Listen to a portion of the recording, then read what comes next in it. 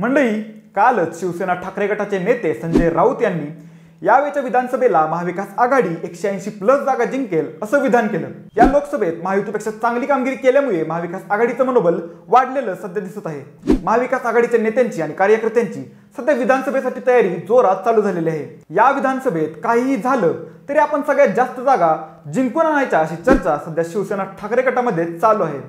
पण मग नेमकं कशाच्या आधारावर संजय राऊत विधानसभा आम्ही बहुमताने जिंकू असं म्हणतायत? नेमका असा काय मास्टर प्लॅन उद्धव ठाकरे यांच्याकडे असू शकतो ज्याने ते विधानसभा जिंकू शकतील, याची चर्चा आपण आज या व्हिडिओमधून करणार आहोत। नमस्कार, मी ऋतुराज आणि तुम्हाला तर माहितच आहे आपला विषयच भारी।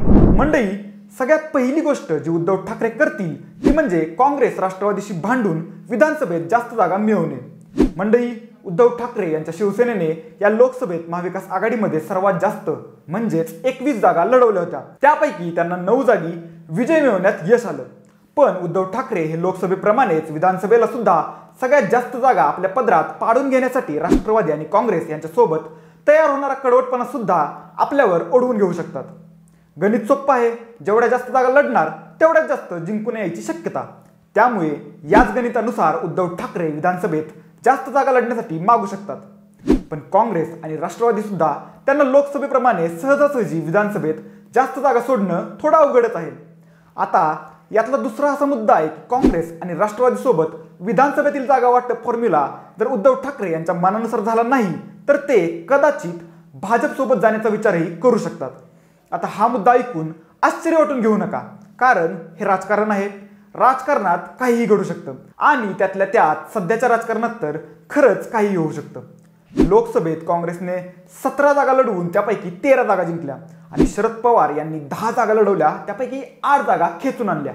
त्यामुळे तुलनात्मक दृष्ट्या महाविकास आघाडीमध्ये लोकसभेत काँग्रेसला आणि राष्ट्रवादीला सर्वात जास्त यश मिळालं। यामुळेच विधानसभेला काँग्रेस आणि राष्ट्रवादी यांचीही जास्त जागांची मागणी असू शकते। त्यामुळे उद्धव ठाकरे यांना विधानसभेत जास्त जागा सहजासहजी मिळतील असं वाटत नाही। अशा वेळी जर महाविकास आघाडीमध्ये काही बेबनाव झाला तर कदाचित उद्धव ठाकरे हे आपले पारंपरिक सहयोगी असलेल्या भाजप सोबत जाऊ शकतात असं बोललं जातंय।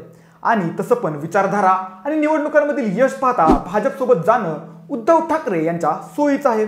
आजपर्यंत शिवसेनेला निवडणुकीमध्ये महाविकास आघाडीपेक्षा भाजप सोबत जास्त यश मिळालेलं आहे। त्यामुळे उद्धव ठाकरे भाजप सोबत जाऊ शकतात, ही पण एक शक्यता आहे। आता यानंतर विधानसभा एक हाती जिंकण्यासाठी उद्धव ठाकरे हे हिंदू प्लस बौद्ध प्लस मुस्लिम वोट बँक जवळ करण्यासाठी प्रयत्न करू शकतात। भाजपपासून फारकत घेतल्यानंतर भाजप सातत्यानं उद्धव ठाकरे यांनी हिंदुत्व सोडलं असा आरोप करत आलेले आहे। याला प्रत्युत्तर म्हणून उद्धव ठाकरे यांनी घंटा थाया बडवणारं आमचं हिंदुत्व नसून मुखात राम आणि हाताला काम असं आमचं हिंदुत्व आहे अशी भाजपवर टीका केली। आमचं हिंदुत्व प्रबोधनकार ठाकरे यांच्या विचारांवर आधारित असून हिंदुत्व हे आमच्यापासून कोणीही हिसकावून घेऊ शकत नाही आणि कोणी आम्हाला हिंदुत्व शिकवण्याचा प्रयत्नही करू नये असं वारंवार ठणकावून सांगून उद्धव ठाकरे यांनी हिंदू समाज आपल्यापासून दूर जाणार नाही याची वेळोवेळी काळजी घेतली। त्याचबरोबर सुषमा अंधारे यांना ताकद देऊन आणि त्यांना पुढे आणून बौद्ध समाज सुद्धा आपल्यासोबत कसा राहील याची त्यांनी विशेष काळजी घेतलेली आहे। भाजपपासून ठाकरे लांब गेल्यावर मुस्लिम समाज, जो की मोठ्या प्रमाणात नरेंद्र मोदी म्हणजेच पर्यायाने भाजपवर नाराज आहे, तो आपोआप या लोकसभेत महाविकास आघाडीकडे आणि शिवसेना ठाकरे गटाकडे शिफ्ट झाल्याचं या लोकसभा निवडणुकीत दिसून आलं। त्यामुळे विधानसभेत सुद्धा हिंदू प्लस बौद्ध प्लस मुस्लिम या समाजाला आपल्याकडे कायम ठेवण्यासाठी उद्धव ठाकरे असेच प्रयत्न चालू ठेवू शकतात। आता यानंतर पुढील शक्यता अशी आहे की विधानसभेत बाजी मारण्यासाठी ठाकरे हे निवडून आलेल्या खासदारांना चार्ज करून जास्तीत जास्त जागा जिंकून आणण्यासाठी प्रयत्न करू शकतात। तर बघा, उद्धव ठाकरे यांचे 9 खासदार या लोकसभा निवडणुकीत जिंकून आले।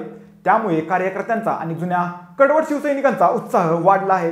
याच उत्साहाचा येणाऱ्या विधानसभा निवडणुकीमध्ये फायदा करून घेण्याचा उद्धव ठाकरे पुरेपूर प्रयत्न करतील। जे खासदार निवडून आलेले आहेत त्यांच्यावर त्यांच्या मतदारसंघांपैकी विधानसभा मतदारसंघाची जबाबदारी टाकून त्यांना बळ देऊन जास्तीत जास्त जागा जिंकून आणण्याची स्ट्रॅटेजी उद्धव ठाकरे हे आखू शकतात। एकूणच लोकसभेतील यशामुळे पक्षफुटीनंतर पहिल्यांदाच शिवसैनिकांना बळ मिळालेलं आहे। यात सर्व शिवसैनिकांना चार्ज करून एकनाथ शिंदे आणि भाजप यांच्या विरुद्ध रान उठवून स्वतःच्या पक्षाबद्दल एक जबरदस्त वातावरण निर्मिती करण्याचा उद्धव ठाकरे यांचा प्रयत्न असेल।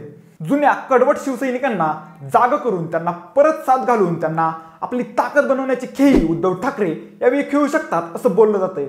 गद्दारी विरुद्ध रान उठवून गद्दार ही लाईन बोल्ड करून परिणामी शिंदे गट आणि अजित पवार गट यांना बॅकफुटवर ढकलण्याचा प्रयत्न ठाकरे करतील हे नक्की. आता यात त्यांना किती यश मिळतंय हे बघणं रंजक ठरेल.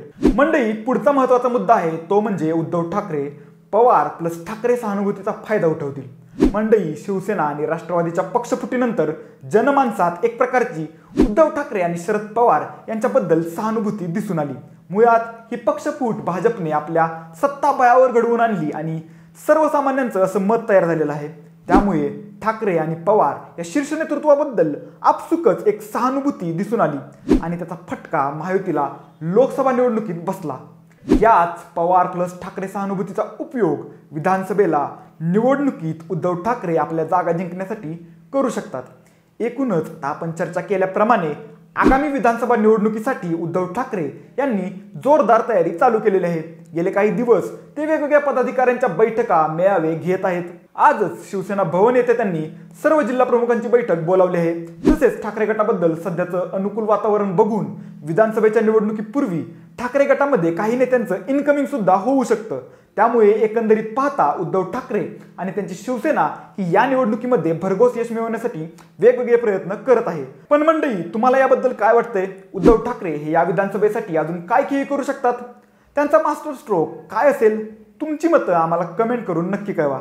तुर्तास हा व्हिडिओ आवडल्यास लाईक आणि शेअर करा. असेच माहितीपर व्हिडिओ पाहण्यासाठी विशेष भारीच्या YouTube चॅनलला सबस्क्राईब करा. धन्यवाद.